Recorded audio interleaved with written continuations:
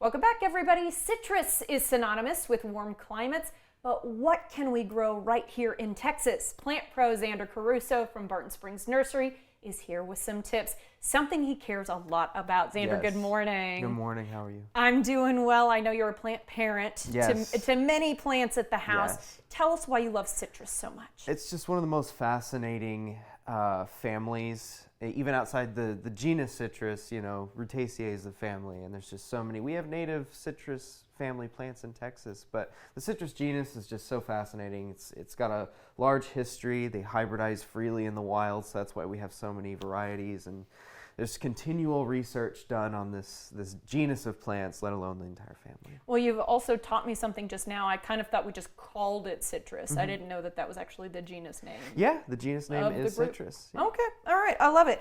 Okay, we're gonna have to talk about two different things. Pots Yes. versus in-ground plants. Yes. What's the difference here? So if you've ever put a lemon or a lime in the ground, it has died, and then a new plant comes out of the ground, and you let it grow up, and then you have the fruit, and it's awful, and you realize that is not what you planted that many years ago. I see.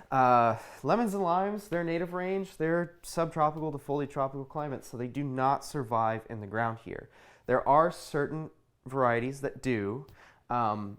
They are best suited right here. I have a pink lemon, variegated, very beautiful and ornamental. People love these, and yes, the lemons are actually pink on the inside. So cool. Yes, and then a Mexican lime. So these are I can see one little fruit here. what folks actually call key lime. Oh, yeah. They're awesome. Both of these guys produce kind of all year long, so they make a wonderful potted plant. Just throw them inside into a bright window during the winter. I usually leave mine. I have larger plants so they can handle a bit more of the colder weather, all in pots. I leave them around 25 degrees before I have too many, so I have to throw them in my garage, and I throw them in there for about a week or so when we have really bad inclement weather, and then bring them right back outside. Okay, they want it to be warm. They want to have a lot of moisture in the soil. Yes, well draining. So they draining. want to be wet, but evenly moist is what I call it. This is making me think of Florida. Florida gets that one rain Yes. shower in the afternoon, and we Yes. get oranges. Yeah, There we are. Absolutely.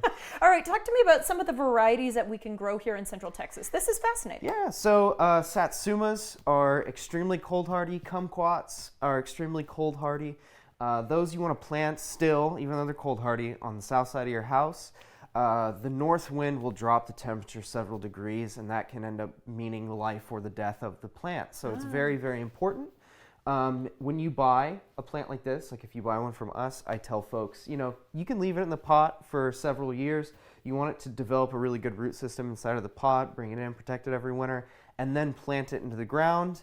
Mulch in heavy that first winter. You want to plant it in spring so that there's enough warm temperature throughout the entire year to set really nice established roots. Protect it for about the first 2 years it's in the ground, and once it gets big enough, you shouldn't really have to protect it much, unless we have another 2021 freeze. Well, it could happen at Yes. any time. I've come to the conclusion that it can just happen at any time now. Yes. So my question to you is, when we're looking at beautiful plants like this, if you're considering going into the ground versus just keeping it in a pot, can you keep it in a pot its entire lifetime? Yes, you do every several years, and depending on the pot size, you need to take it out. You need to give the roots a little haircut, and you need to trim the top, and then hit it with some liquid seaweed and a good organic fertilizer, and that will stabilize it and allow it to flush back out again. Okay. We just call that root trimming, and that's just to maintain. If a plant has too many roots, they start wrapping around the bottom and the sides of the pot, and then they can't really take up moisture the right way because water won't saturate the soil because there's a lack of soil because there's too many roots occupying the pot. So it's really important to keep up with that. Depending on the size, I would say around every 2 to 3 years, if you have the plant in a pot this size, you just give it a trim every 2 to 3 years. Gotcha. And of course, in the last 20, 30 seconds we have here, I want to make sure we talk about good fertilizers. Yes, this is a great organic fertilizer. It has mycorrhizal fungi, which citrus roots react to super well. And it's a 733. That nitrogen, that first number, that 7, is going to be the most important number. That'll give you the nice, big, leafy growth so that the plant can put all of its energy into making that delicious, delicious fruit. Ooh, yeah. Wouldn't it be fun to get to eat your own fruit? Yes. That was great. All right, Xander, thank you for your time. We thank you. appreciate it. Stop by and shop, guys, in person on Bee Caves Road, or you can check out their offerings online. They can do so much to help you, especially if you've got questions with the plants you already own. Go to bartonspringsnursery.com.